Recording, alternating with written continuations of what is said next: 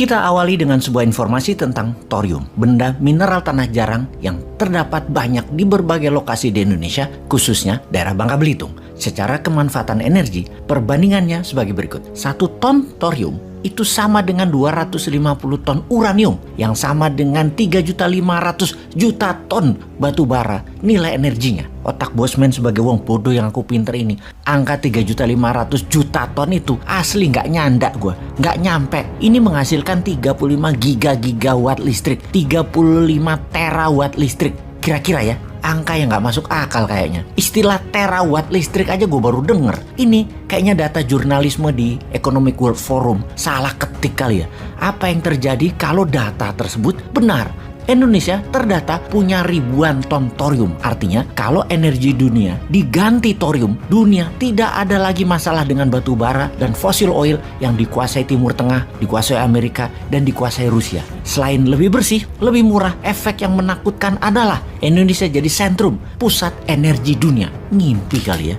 Kita semua tahu Indonesia negara kaya secara sumber daya alam. Kita semua tahu aset alam Indonesia dibandingkan negara Singapura, India, Tiongkok, Jepang, Korea Selatan, Australia. Aset alam Indonesia itu ribuan kali nilainya di atas negara-negara tersebut. Ditambah lagi lokasi yang strategis untuk distribusi barang dengan menggunakan maritim line. Indonesia berada di antara negara-negara produsen besar. Indonesia merdeka lama, lebih dulu merdeka dari India, lebih dulu merdeka dari Tiongkok, lebih dulu dari Singapura, lebih dulu dari Korea Selatan. Lalu apa yang membuat Indonesia hanya menjadi negara di bawah, negara berkembang? GDP Singapura itu $60.000 per kapita. GDP Tiongkok itu $15.800 per kapita. GDP Korea Selatan itu $32.000 per kapita. Indonesia GDP-nya $4.300 per kapita. Apa yang telah dilakukan oleh ketujuh pemimpin selama ini? Sudah kita syukuri, yaitu negara masih utuh, walau yang dua terakhir agak lupa mendiamkan kegiatan yang bersifat ideologi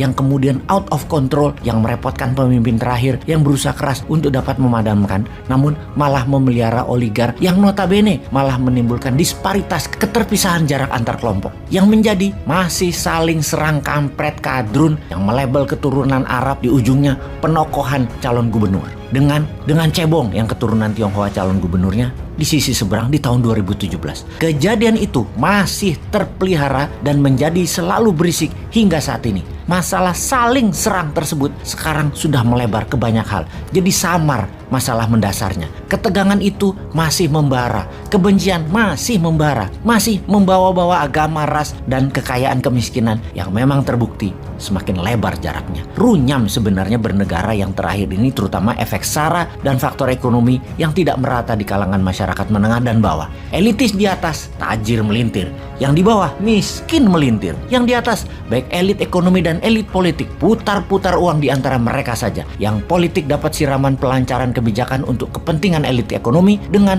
power politik tergadai di tangan elit ekonomi. Hal itulah yang bikin runyam bernegara saat ini. Sungguh ngimpi Indonesia untuk bisa jadi negara superpower, berdaulat, menjadi global player dan berpengaruh di dunia. Sulit tercapai, tidak mungkin terjadi dalam waktu dekat kalau cara bernegaranya seperti selama ini.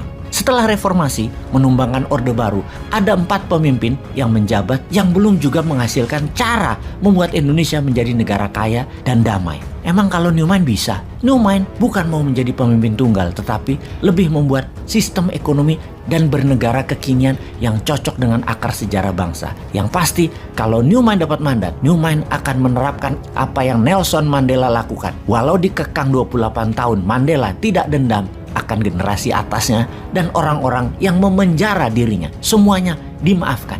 Newman akan tidak permasalahkan apa yang telah terjadi selama ini yang membuat politik gaduh dan ekonomi hanya untuk elitis. Itu masa lalu. Bungkus, tidak ada dendam, tidak akan mempermasalahkan yang sudah lewat. Newman melihat ke depan. Namun sekali aja old mind ngacak-ngacak jalan menuju ke depan, maka jangan salah sangka, kekuatan Newman akan meledak dan ngamuk lalu mengobrak-ngabrik masalah korupsi kalian di masa lalu. Wahai pejabat, akan dikejar kalian habis-habisan kalau coba-coba menghalangi jalannya Newman. Sekali aja dan akan dipermalukan kalian semuanya selamanya. Sudahlah, pilih diam saja, minggir dan diam. Kerjakan bisnis bersama saja, pasti didukung apapun itu.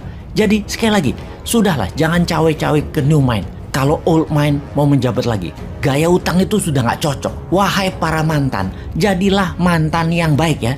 Diam saja, jangan komen, apalagi melakukan tindakan yang melambat-lambat Newmind bekerja.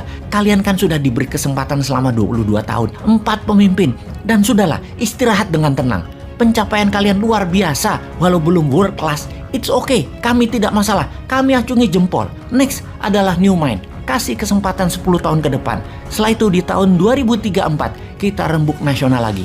Newmind lanjut atau balik old mind atau naik lagi ke skala yang lebih tinggi, lebih powerful lagi. Kita bahas nanti. Intinya sekarang kan masyarakat yang di bawah, masyarakat lapar karena harga-harga naik, barang-barang langka, udah barang langka mahal lagi. Uang tidak beredar rata. Kita juga belum tahu apa yang akan terjadi di akhir tahun 2022 ini. Akankah lebih baik atau malah makin parah ekonominya, politiknya, dan sosialnya. Juga nggak tahu apa yang terjadi di akhir tahun 2023. Nambah parahkah atau lebih baik? Sejauh ini yang terlihat adalah APBN, keberatan subsidi, dan harga-harga mahal, dan belum lihat karya nyata selain rebutan jualan untuk 2024. Sini, kasih Newmind, garansi peace of mind hidupmu, Pak.